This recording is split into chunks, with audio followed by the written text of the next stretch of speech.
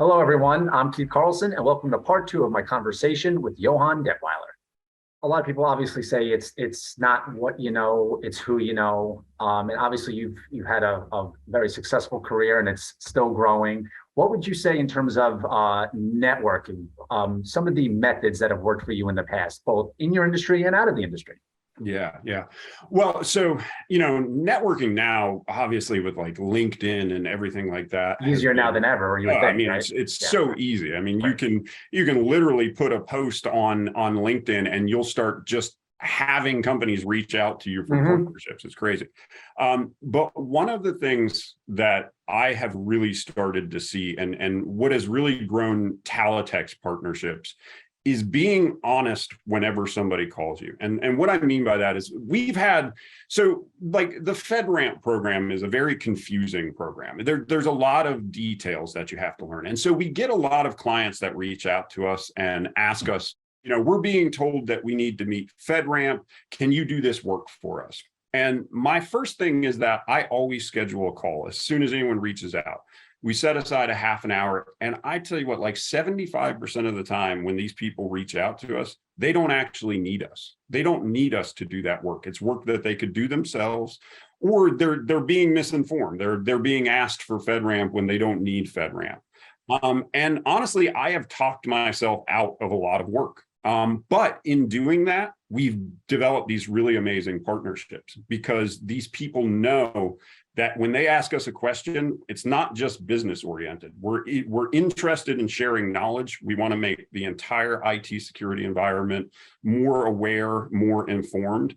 And so, I'll tell them straight up, I don't think you guys need us for this. I think this is something that your team can do. But, if you have a need in the future, please reach out. And that has happened numerous times. So, obviously, networking, there's the technological aspects with Facebook and LinkedIn and all of that, attending conferences. I think all that's pretty straightforward. But really, what I have found is you don't need to talk yourself into work. You just need to share your knowledge and the work will come to you. And I always found that, right. I always found that the work will find you if you're open, honest, transparent, and of course, good at what you do, right? So it seems like you're pretty much in exactly, line. Man. Yeah. And I mean, right now, we're finding ourselves with almost too much. We have too many of those great relationships that we've developed, and we're looking to grow the team, and we can barely handle it. So that's awesome, but always a good thing, right? Sure. So for the next generation of the up and comers in the cybersecurity field and future cybersecurity leaders, what advice do you have for them to help them prepare for a future in the industry? Well, honestly, I feel like a lot of them are coming to it with a leg up over definitely what I had. Because technology is so integrated into society right now. Just the day-to-day interactions that somebody has with a piece of Internet of Things or computers or anything like that is just so much beyond what I had. But again, it's like I talked about earlier, having to be detail oriented, having to understand that there are times when you are just going to have to sit down and read that 1,000-page document that's incredibly boring. You're going to have to write something that's not the most interesting thing in the world, but always understanding that when you're doing that, you're setting yourself above the people that are just here to exist in the IT security industry. You are carving yourself out.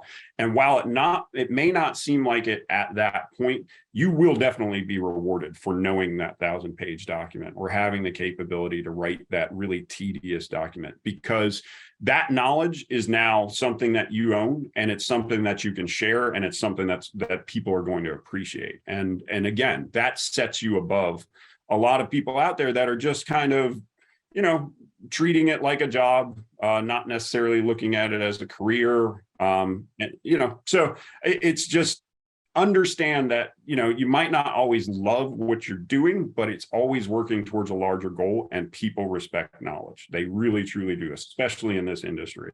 Very well said. I would agree. Yeah. So switching gears real quickly to ISACA in general now. So how did you become involved with ISACA? You guys like kind of reached out to me, which is I've always used all of your kind of materials. I've researched a lot through ISACA, but honestly, you guys reached out to me back in 2021, which was kind of shocking. And I think Janet, our lovely PR person, she's had a lot to do with it. She's always out there getting my name out there, so I definitely appreciate that. But yeah, it was we did a podcast back in 2021. It was super informative and super fun.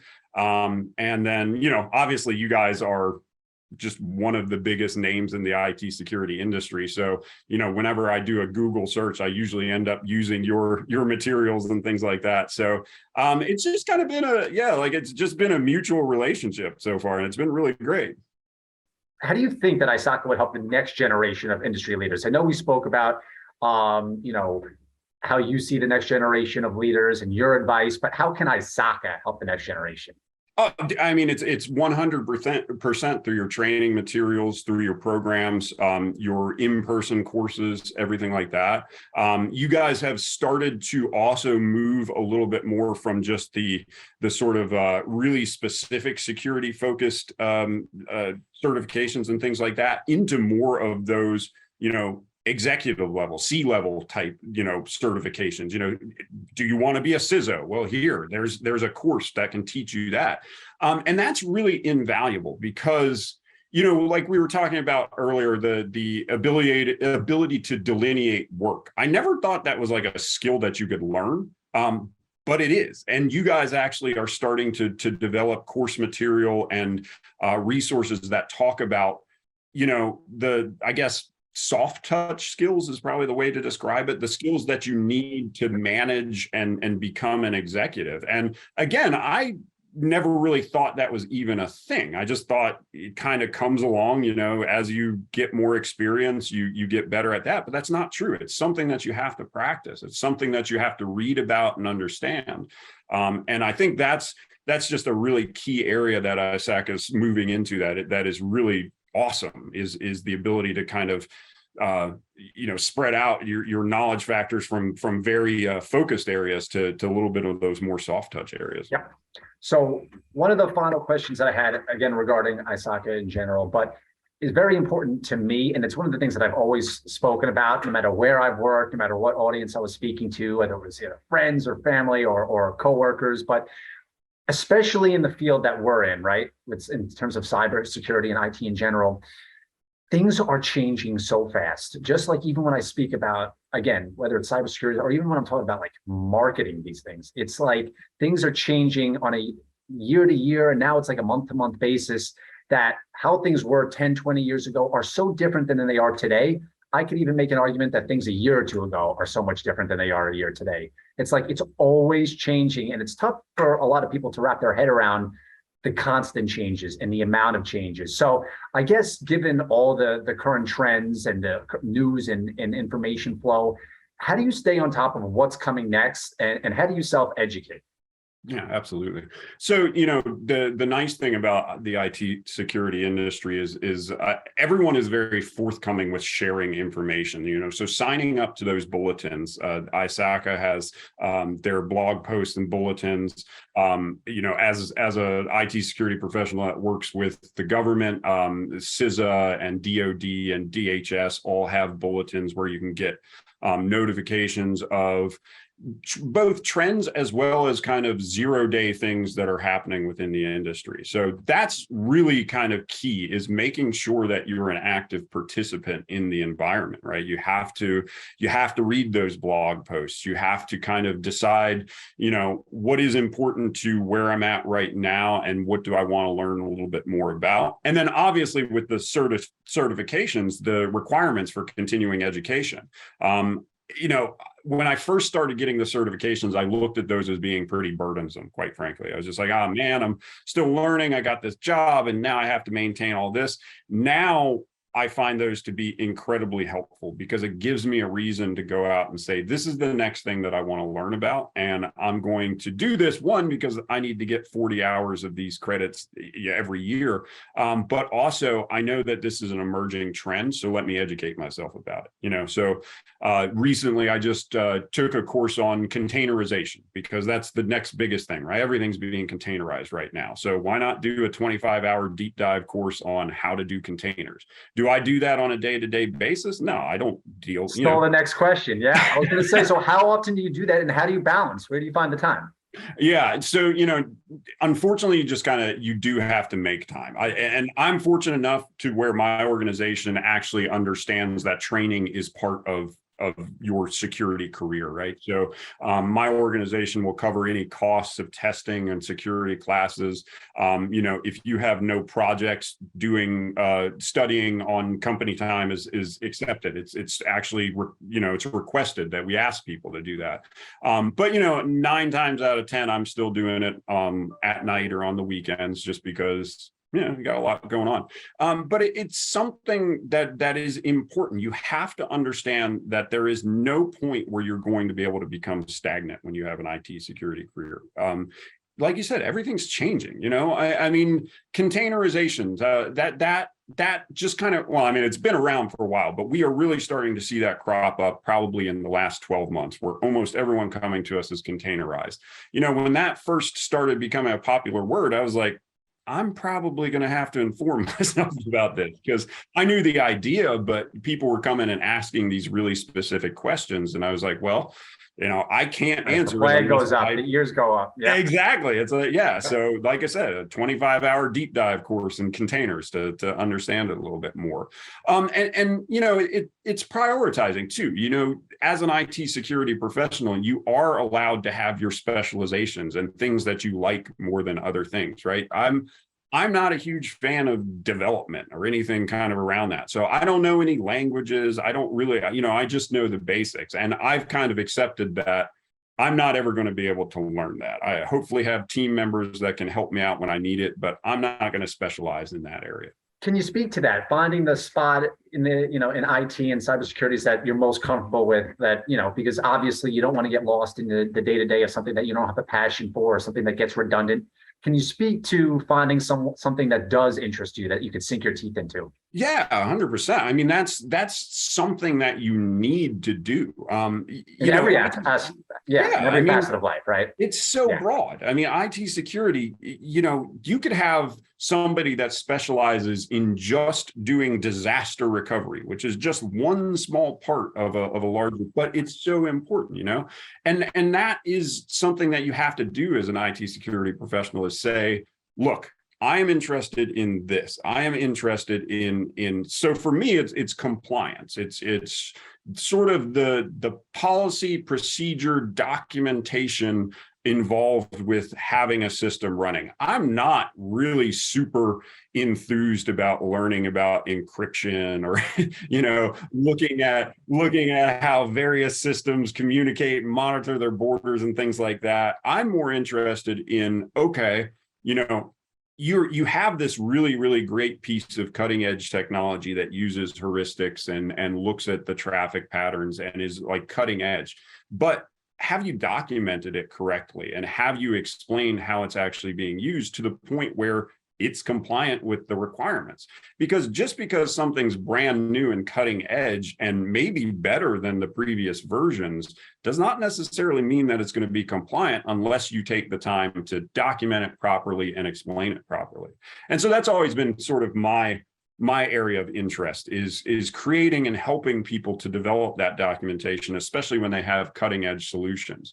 And that's, again, in a lot of ways, sort of the non-technical part of IT security. So I think I've always kind of just found myself coming from a non-technical background, kind of sticking in that area. But obviously, if you like programming and you know all of the programming languages, but you don't necessarily want to be a developer, you'd rather have a career in IT security, there is a huge need and a huge desire from people like me to have people that understand that and can put it in the framework of IT security. Makes perfect sense, because the next question was going to be like, how translatable are some of these skills? If you're doing something that you maybe, lost the passion for, or again, it's become redundant, or you want to go and take these skills somewhere else, a lot of the skills and attributes collected along the way, I would have to assume that a lot of them are translatable elsewhere. 100%. So one of the things right now, with these big sort of cloud systems, I'll use AWS. Having somebody that understands AWS architecture, but maybe doesn't want to do it anymore, or did it for one specific reason. So, maybe they learned all about AWS architecture, built a couple websites, served a couple clients, but now they're kind of tired of doing that. I would love to have somebody like that on my team, because from a compliance perspective, if I know that I need to monitor the system boundary, I could go to my AWS architect and I could say, hey, let's take a look at their system. And can you help me kind of understand how they've set up their traffic flows, where their monitors are, what services that they're using to monitor, and have they implemented these services correctly?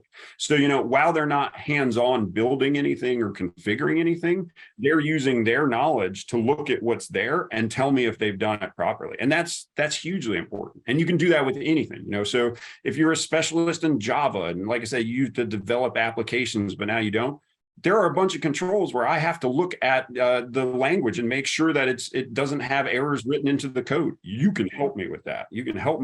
And I would love that help. So, I think there's such an opportunity to sort of branch out and grow. And then, the reverse is the same. If you get tired of doing compliance, think about all of the skills that you gather. I say that I don't specialize in encryption, but I can talk about all the encryption methodology and how you could set that up in an AWS environment. So in a way, I'm sort of an AWS architect just de facto, because I've done so much testing in that environment, and I could probably go in and, well, I do have some AWS certifications, but I could probably apply that to more, or I could help somebody to build out. So,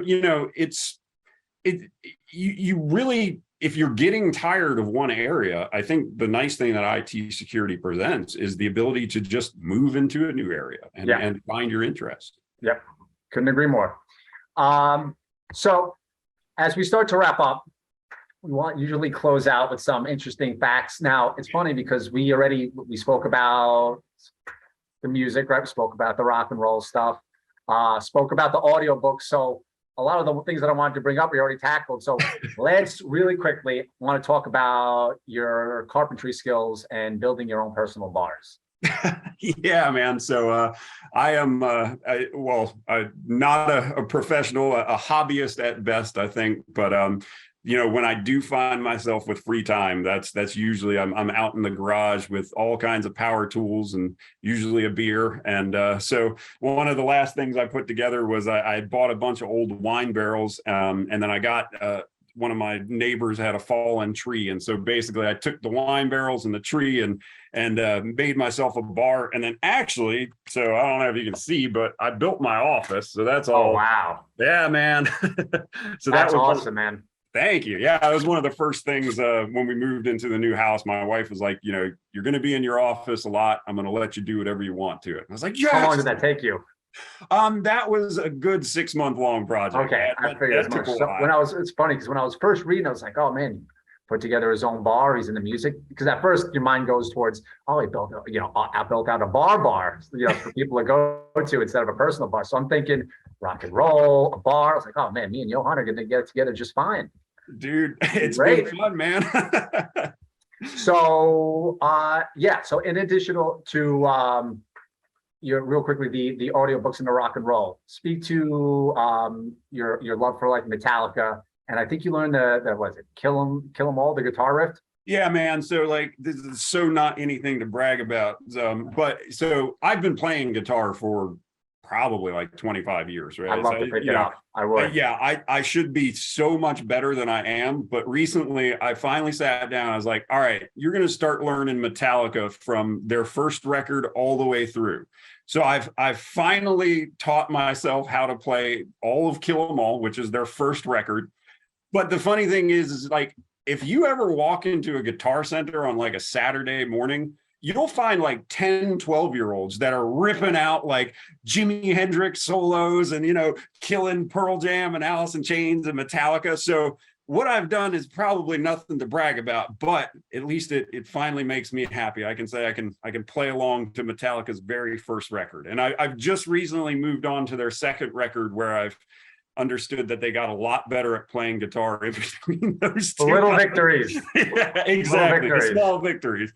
So what? The next up is on the to-do list, album number 2? Album number 2, yeah, man. Have we started already or what? I have Ride the Lightning, so I'm currently on Fight Fire with Fire, their first song, and like I said, unfortunately, they got a lot better at playing guitar between those first 2 albums. So a little bit more challenging on your end. Yeah, I have to up my chops a little bit. You got to up it just a little bit. Yeah, I hear you.